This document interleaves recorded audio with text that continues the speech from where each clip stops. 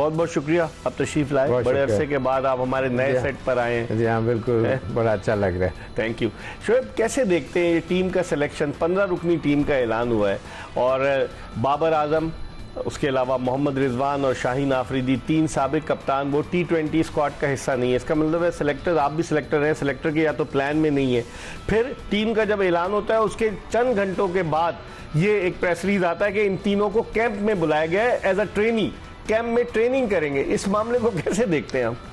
लेकिन ट्रेनिंग के ऊपर तो बाद में बात करते हैं, लेकिन देखिए एक नया कोच जो आया है उसका नेचुरली वो बहुत से प्लेयरों के साथ इतना इंटर एक्सचेंज नहीं हुआ है उसका।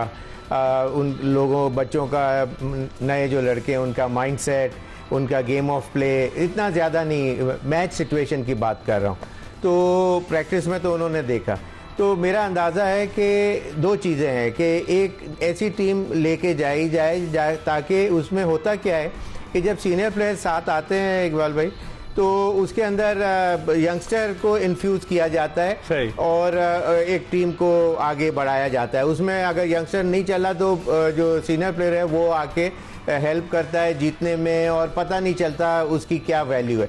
तो मेरा अंदाज़ा है कि ये इस वक्त ऐसी टीम उन्होंने लेके जाना चाह रहे हैं कि वेटेज देखना चाह रहे हैं कि कौन से प्लेयरों में कितना वेट है और कितना स्ट्रॉन्गर एट द नीज हैं, ये प्रेशर सिचुएशन में अपनी टीम को कैसे निकाल सकते हैं। इसलिए ज़्यादातर मैंने जब पेपर के ऊपर देखी टीम तो शायद पहचान में भी नहीं आ रहे थे लड़के कि ये कौन फास्ट बॉलिंग अटैक कौन है। अहमद दानियाल हैं, उसके अलावा सलमान मिर्जा हैं, अब्बास आफरीदी हैं। बहुत से बच्चों को, नए लड़कों को ब्रेक मिला है, जो कि बहुत अच्छी बात है कि यंगस्टर को एक चांस मिलना चाहिए उसको असेस करने। उसमें से अगर 1 से 2 प्लेयर भी ऐसे आगे 10 साल खेलने वाले प्लेयर मिल जाएं तो ये टूर उस पॉइंट ऑफ व्यू से डेफिनेटली बेनिफिशियल हो सकता है। लेकिन इन प्लेयरों के ऊपर अब जिम्मेदारी ये आ जाएगी, ये केयर फ्री होके खेलने वाले प्लेयर हैं। हमारे सीनियर प्लेयर जो हैं वो अपनी जगह भी बनाना चाहते हैं, स्कोर भी नेचुरली अच्छा करना चाहते हैं ताकि वो उनका नाम मेंटेन रहे, स्टेबल रहे और अमंग द वर्ल्ड रैंकिंग में टॉप रहे। हालांकि इस वक्त 13 पे शायद बाबर आजम आ गए हुए हैं, लेकिन चाहे 5 हो, 1 हो या 13 हो, इससे इतना ज़्यादा नहीं फर्क पड़ता। ऑन द मैच डे किसकी कैसी परफॉर्मेंस है, अपनी टीम को कैसे एलिवेशन देता है, वो उसकी वैल्यू ज़्यादा होती है। लेकिन अब जो इस टीम का ऐलान किया है 15 रुकनी टीम का, आप देखें कंसिस्टेंसी नहीं है, तब्दीलियां। न्यूजीलैंड के दौरे में जहांदाद खान गए थे, तैयब ताहिर गए थे, वो सब बाहर हो गए। फिर इस दौरे में आप देखेंगे मोहम्मद नवाज की वापसी हुई है। लास्ट ईयर उन्होंने एक आखिरी T20 खेला तकरीबन 1.5 साल बाद। उसके अलावा हुसैन तलत की वापसी हुई है जिन्होंने 2021 में आखिरी T20 खेला 4 साल के बाद। तो इसका मतलब है कि आपके सिलेक्शन में कंसिस्टेंसी की कमी है। किसी लड़के को 4 साल के बाद उठाकर ला देते हैं, टीम में डाल देते हैं, किसी लड़के को निकाल देते हैं। बिल्कुल आपने स्पॉट ऑन बात करी है। बात यह है कि कोई प्लेयर जैसे नवाज आए, अब ऑस्ट्रेलिया में आपको याद है कि प्रेशर सिचुएशन में छक्के चौके तो देखे पड़ते ही हैं, बॉलर को ही पड़ते हैं। लेकिन बात यह है कि जब आप वापस आते हैं तो कोई एक्स्ट्रा ऑर्डिनरी परफॉर्मेंस करते हैं, फिर अपना गेटवे ओपनिंग बनाते हैं कि अब मेरी जगह बन गई है। वो अथॉरिटी होती है उसकी परफॉर्मेंस कि जी मैं I am back with the team, this is the reason. तो लेकिन ये कि पाकिस्तान के अंदर किसी को किसी वक्त भी चांस जो दे देते हैं वो समझ से बाहर है, एक चीज़। दूसरी चीज़ ये कि ये जो बहुत से ये जो नए प्लेयर इंडक्ट हुए हैं, इनमें किस तरह से 1-1, 2-2 मैच या 2-4 मैच के ऊपर परफॉर्मेंस के ऊपर टीम के अंदर आ जाना, तो इतना इजी एक्सेस कभी पहले नहीं होता था।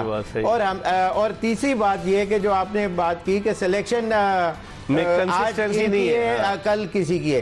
तो देखिए मैं बहुत सी दफ़ा आपके प्रोग्राम में भी ये बात कह चुका हूँ कि अगर किसी बिल्कुल नॉन टेक्निकल जो सिर्फ क्रिकेट का शौक रखता हो उससे अगर आप टीम बनवाएंगे तो वो क्या करेगा? अरे इकबाल भाई ने आज स्कोर नहीं किया, अरे शोएब साहब ने स्कोर नहीं किया, चले आज इनको ले आते हैं, इनको ले आते हैं, कल किसी और को ले आएंगे, परसों किसी और। तो इसका मतलब ये है कि स्टेबिलिटी ऑफ द माइंड, ठीक है, यू गो टू नो उसकी, एक प्लेयर को जब ले रहे हैं तो उसकी वैल्यू उसको समझ आनी चाहिए कि कितना क्लास का प्लेयर है, कि ये 5-10 साल पाकिस्तान के लिए रिप्रेजेंट, एक 2 मैच वाले तो 10,000 प्लेयर मिल जाएंगे। शोएब मोहम्मद तो हमारे साथ मौजूद है इस वक्त, टेलीफोन लाइन पे ज्वाइन किया हमें पाकिस्तान के former test wicketkeeper batsman Kamran Akmal ने, जिन्होंने इन दिनों गनी गिलास के जो है डायरेक्टर हैं, उनके डोमेस्टिक क्रिकेट की टीम को भी देख रहे हैं, उनको ट्रेनिंग भी करा रहे हैं, खुद भी ट्रेनिंग करते हैं और टेलीविजन पर अपनी राय का इजहार भी कर रहे हैं। कामरान अकमल से बात करते हैं। अस्सलाम वालेकुम कामरान। वालेकुम सलाम। कामरान, कैसे देखते हैं ये क्या कंसिस्टेंसी है, मुझे बताएं कि मोहम्मद नवाज जिनकी चार मैचों में 48 रन, PSL में 2 विकेटें, और आखिरी मैच ये जनवरी 2024 में खेले, 1.5 साल बाद वापसी। हुसैन तलत कहते हैं ऑलराउंडर हैं, वो 2021 में आखिरी T20 खेले, उनकी वापसी हुई है।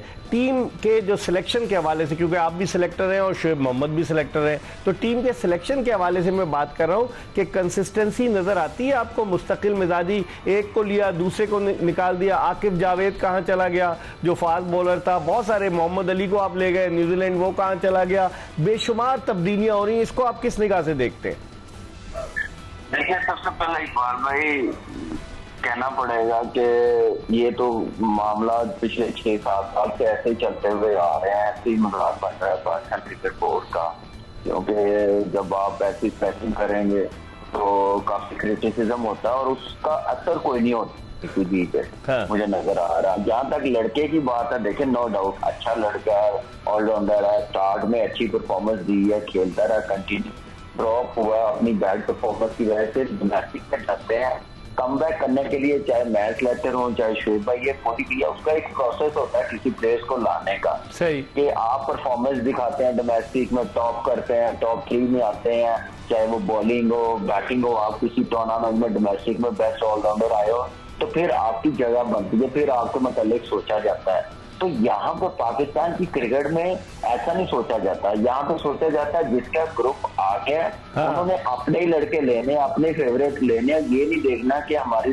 किस वजह से डोमेस्टिक का सिस्टम वीक होगा, मेरिट खत्म होगा, प्रोसेस खत्म होगा, इस चीज को नहीं देख रहे। फिर उसके साथ हमारी जो क्रिकेट इंटरनेशनल है उसको कितना डेंट पहुंचाया जाएगा, तो ये चीजें सारी चलती हुई आ रही हैं। तो इसलिए अब यहाँ पे तो ऐसे ही हो रहा है। तो हम देख रहे हैं, आप देखिए फ्रेंचाइज क्रिकेट, अब ग्रुप कोई किस तरफ से आया है, कौन है लीड कर रहा है, कोच कौन है, कप्तान कौन है, सिलेक्टर कहाँ के हैं, तो बस फिर वैसे ही चलेगा। तो पाकिस्तान का सोच सामने रख के थोड़ी सिलेक्शन। तो ये टीम तो इस्लामाबाद यूनाइटेड की नजर आ रही है ना। देखें, हनीफ मलिक को बैटिंग कोच उन्होंने बना दिया, पाकिस्तान का बैटिंग कोच। कितने सारे टेस्ट क्रिकेटर्स हैं, माइक हैसन है, अब शेन मैकडर्मट को ले आए हैं, और भी सारे ही गोरे उनके साथ आ गए। फिर जो लोग उनके साथ इस्लामाबाद यूनाइटेड में अटैच थे वो लोग भी अब पसे पर्दा रोल प्ले कर रहे हैं, खिलाड़ी भी काफ़ी आ गए एक ही टीम के। तो आप नहीं समझते कि डोमिनेंस उनकी है, इस तरह नहीं होना चाहिए? पाकिस्तान की टीम है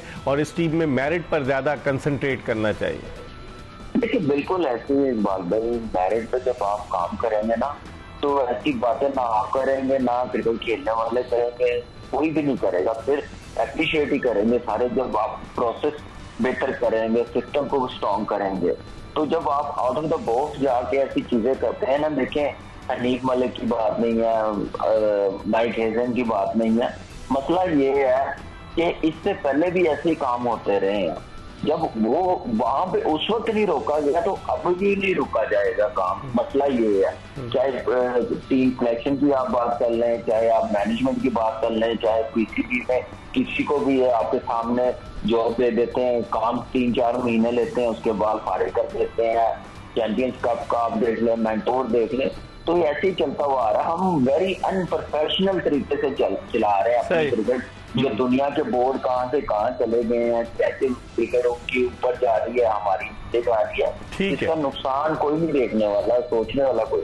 अच्छा, आप हमारे साथ रहेगा। हम एक छोटे से ब्रेक की तरफ बढ़ रहे हैं। शोएब मोहम्मद हमारे साथ मौजूद है। शोएब मोहम्मद की राय भी हम ले गए कामरान अकमल की ओपिनियन के हवाले से। एक ब्रेक ले रहे हैं और ब्रेक के बाद जल्दी आपको दोबारा ज्वाइन करते हैं।